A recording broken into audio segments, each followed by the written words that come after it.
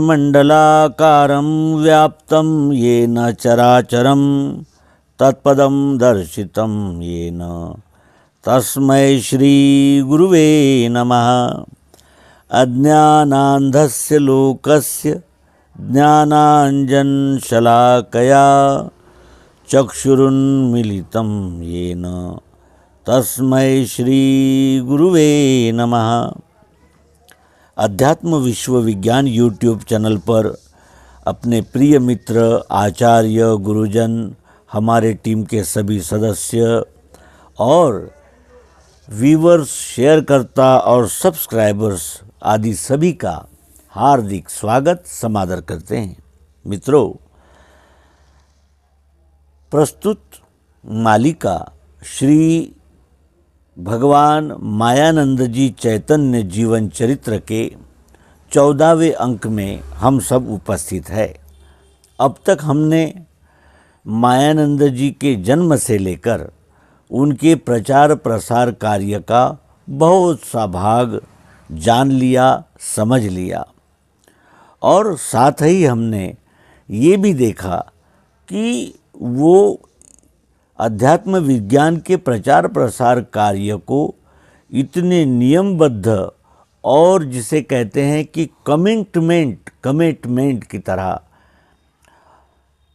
प्रस्तुत किया और सतत परिभ्रमण में वे दिव्य दृष्टि, दिव्य चक्षु का प्रचार करते रहे और इसके लिए उन्होंने अनेक प्रकार के कष्ट सहे, प्रवास किया।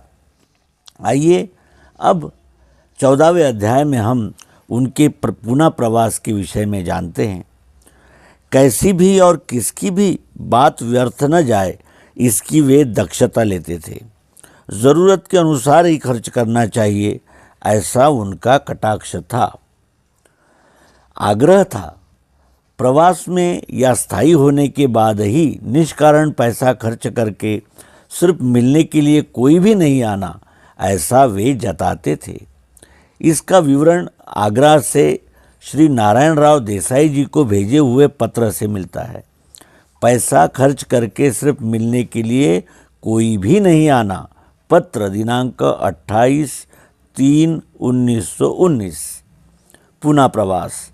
आगरा से हरदा में मुक्काम करके वे दिनांक 26/4/1919 को पुनः पहुँचे, अर्थात नर्मदा पंचांग के लिए ही आए थे, ऐसा दिखता है।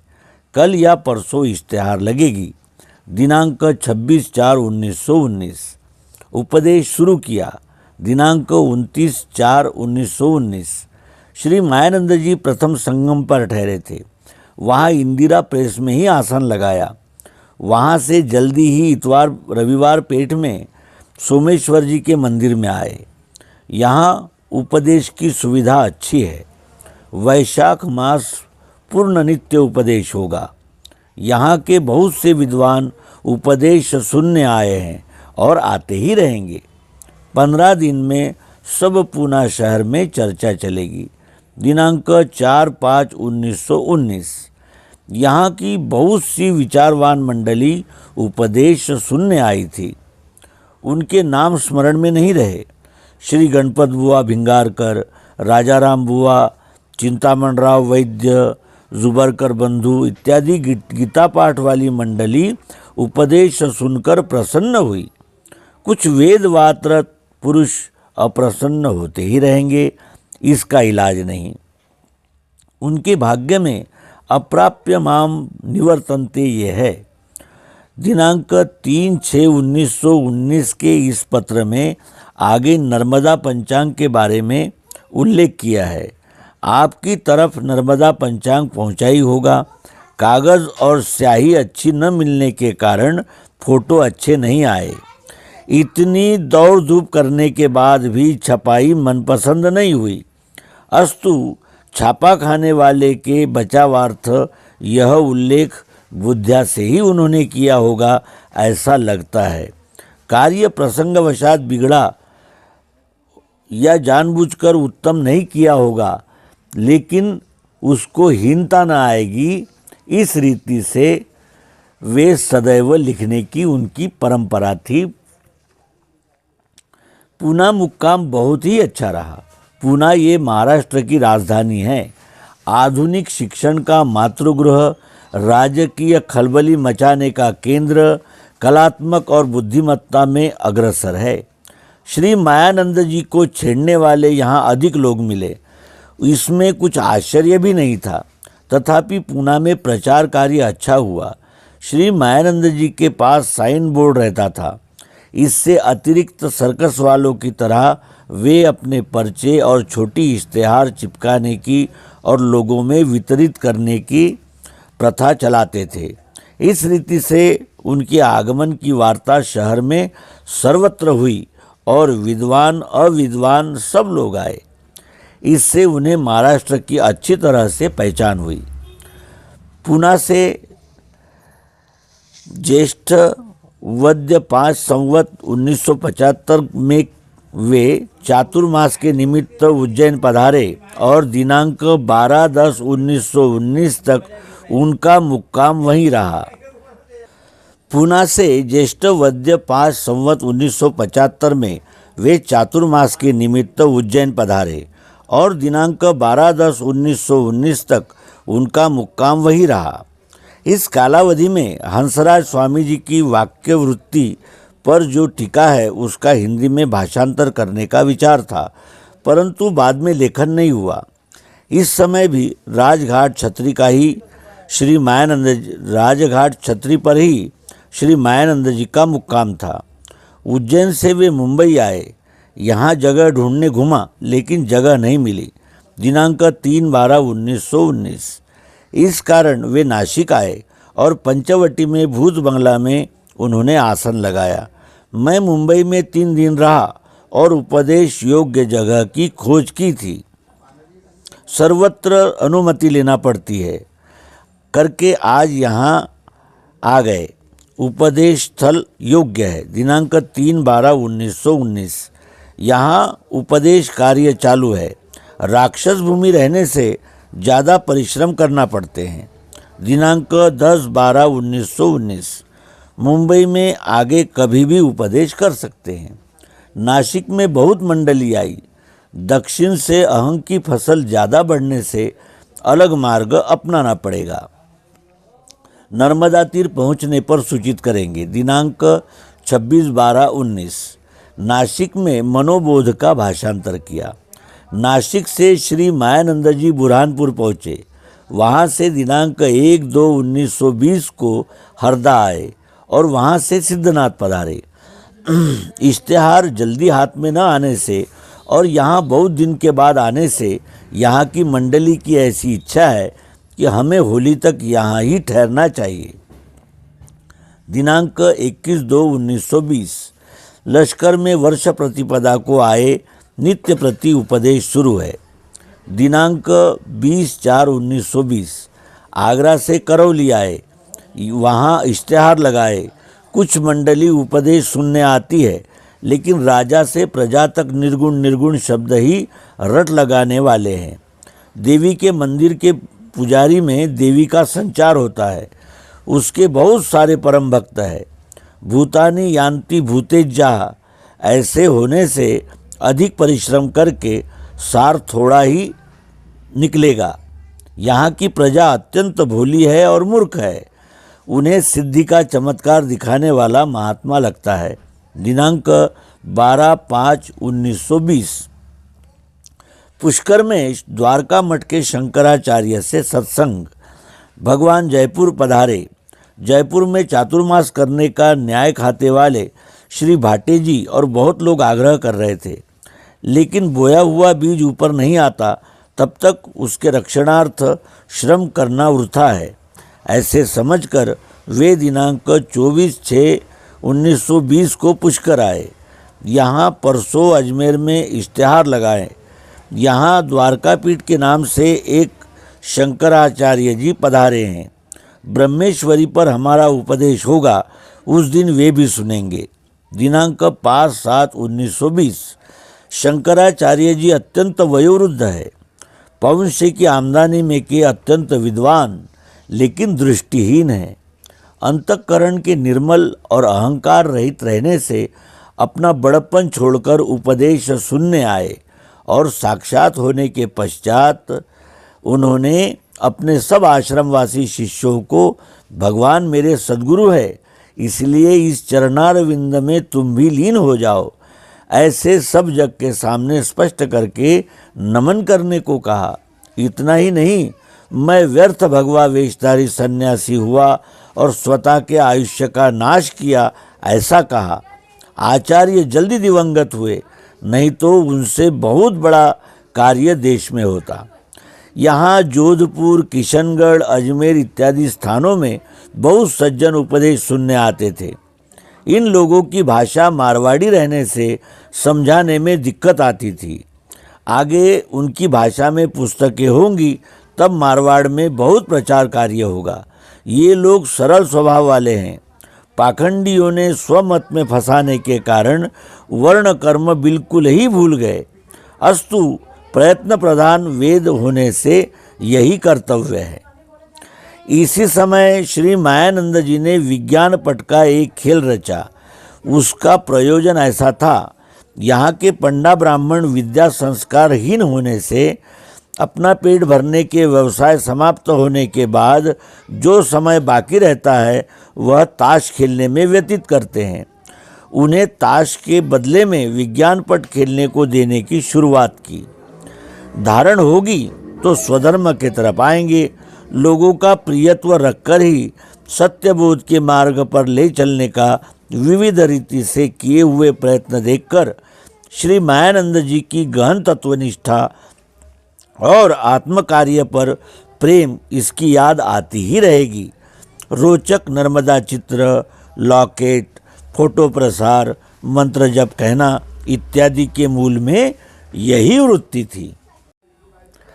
प्रचार कार्य कैसा होना और प्रचार कार्य के बारे में उनकी कौन सी भूमिका थी, यह समझने के लिए दिनांक 19/8/1920 के पत्र का उल्लेख उपयुक्त है। उन्हें कानपुर में बुलाया था, अर्थात कार्य के लिए और भक्तों की इच्छा पूर्ति के लिए यह निमंत्रण था। श्री मायानंद जी ने उत्तर लिखा कि यदि बहुत ज़रूरी हो तो कानपुर आऊँगा। आपका कार्य इस इलाके में उपदेश करने का है, मेरे आने से भी वही होगा। सिंह पृथक पृथक जंगल में विचरते हैं। दशहरे के दिन प्रस्थान किया। पुष्कर की प्रदक्षिणा पूर्ण कर यश घाट पर कार्तिक पूर्णिमा की थी और आज मैं यहाँ आया। कल से इश्तिहार वितरित किए जाएंगे। पर्चे पहले से ही दिए हैं। मारवाड़ और राजपूताना में पंथाई लोगों की बहुत चलती है। झगड़ने आते हैं, लेकिन पास में शस्त्र न रहने से भाग जाते हैं। रक्षांसी भीतानि दिशो द्रवंती, यह प्रत्यक्ष दिखता है। सत्यमेव जयते। शिवकुंड, अजमेर, दिनांक 2/12/1920। पुष्कराज और यहाँ उपदेश कार्य उत्तम हुआ। दिनांक 25/12/1920। मैं यहाँ दिनांक 3/1/1921 तक रुकूंगा, क्योंकि यहाँ के ईसाई स्कूल और कॉलेज के पंडित श्री शिवदत्त काव्यतीर्थ, पहाड़ी प्रोफेसर इत्यादि मंडली का आग्रह और कुछ दिन यहाँ रहने से ज़्यादा मंडली उपदेश श्रवण कर सकेगी। यहाँ की बहुत मंडली उपदेश के भक्त है। दिनांक 25/12/1920। यहाँ उपदेश कार्य उत्तम रीति से चालू है। बहुत जिज्ञासु और अन्य ऑफिस उपदेश कार्य के स्थानों में आते हैं। मुमुक्षु आए। दिनांक 3/12/1921। अजमेर से मंदसौर होते हुए वे जावरा पधारे। सिंहस्थ मेला उज्जैन। दिनांक 3/3/21 को उज्जैन आए। सिंहस्थ मेला होने से हर जगह से भावुकजन और अलग अलग पंथ के लोग ही निश्चित आएंगे। प्रचार कार्य के लिए अच्छा मौका है, यह सोचकर श्री मायानंद जी यहाँ पधारे। तथापि कार्य उतना सुलभ भी नहीं था, इसकी उन्हें कल्पना थी ही। श्री सच्चिदानंद जी को बुलाया। श्री गोविंदराव जी आने वाले थे, लेकिन उन्हें न आने के लिए कहा। चढ़ाव के लिए आने से कुछ मतलब नहीं। वर्णाश्रम निंदक पाखंड का समाज दिखेगा। हमें उपदेश का कर्तव्य कर्म होने से आना ही पड़ा। रेलवे चार्ज दुगना होगा। खर्च करके पाखंडियों की नौटंकी देखने को मिलेगी। दिनांक 21/3/1921। उज्जैन में कार्य अच्छा हुआ। नाना प्रकार के लोगों ने दिव्य दृष्टि ग्रहण की। विरोधी टूट पड़े, लेकिन आखिरी में परास्त हुए। इस समय आसन पर सैकड़ों बार बैठकर उन्होंने लगातार बिना विलंब चर्चा की थी। नींद नहीं, विश्रांति नहीं, भोजन नहीं, लेकिन संत उपाधि वाले महंत, उपाधि वाले गोस्वामी, बैरागी, पंथाई सब लोग आए। बनारस के बराबर यहाँ कार्य जोरदार हुआ। श्री मायानंद जी सागर में रुककर दिनांक 10/6/21 को कानपुर पहुँचे। प्रातःकाल से प्रश्नोत्तर शुरू होकर और उसकी समाप्ति रात को 10 बजे होती। वहाँ से हमीरपुर जाकर दिनांक 3/12/1921 को चित्रकूट आए। इस समय कानपुर की बहुत सी भक्त मंडली उनके साथ थी। स्फटिक शिला, अनुसुईया, गुप्त गोदावरी इत्यादि रम्य स्थानों में उपदेश करते हुए श्री मायानंद जी यहाँ पधारे। उपदेश के समय यहाँ बहुत राक्षस युद्धार्थ आए, लेकिन रक्षांसी भितानी दिशो द्रवंती हुआ। दिनांक 1/1/1922। वहाँ से कटनी को आगमन हुआ। वहाँ नदी किनारे घाट पर मुक्काम रहा। वहाँ कुछ दिन रहकर वे पेंड्रा में रुके। श्री सच्चिदानंद जी और श्री लक्ष्मणराव सरवटे आ पहुँचे और शिवरात्रि अमरकंटक में की। श्री लक्ष्मणराव परिक्रमा उठाने वाले थे। शुभास्ते पंताना संतु, ऐसा श्री मायानंद जी का आशीर्वाद उन्हें आवश्यक था। इस समय अमरकंटक जाने का यही कारण था। यहाँ से वे बिलासपुर दिनांक 11/3/1922 को आए। गीता जी का हिंदी समवृत्त भाषांतर करने का मनोदय उन्होंने बार बार आने लगा। नमूना दाखिल उन्होंने कुछ लिखकर भेजा ही था। वह लिखते हैं कि समझ लो कि गीता लिखने का विचार है, चातुर्मास में समाप्त होगी। हिंदी भाषा में इस प्रकार की गीता नहीं। दिनांक 11/3/1922। श्री मायानंद जी ग्वारी घाट होकर वहाँ से हरदा से उनका आगमन हुआ। गीता जी का हिंदी में अनुवाद करने का कार्य चालू था। 10 अध्याय हुए, बाकी अध्याय सिद्धनाथ में होंगे। इस समय का एक पत्र अत्यंत महत्व का है। वे लिखते हैं कि श्रीधर देसाई का पत्र आया, उसमें दिव्य दृष्टि फंड ऐसा शब्द प्रयोग किया है, इस बारे में उनसे ही पूछना। हमने कोई भी संस्था दिव्य दृष्टि के नाम पर नहीं निकाली, क्योंकि हमें किसी की भी आवश्यकता सहायता की जरूरत नहीं। न मे पार्थास्ति कर्तव्यम, यह श्लोक देखना। दिनांक 8/6/1922।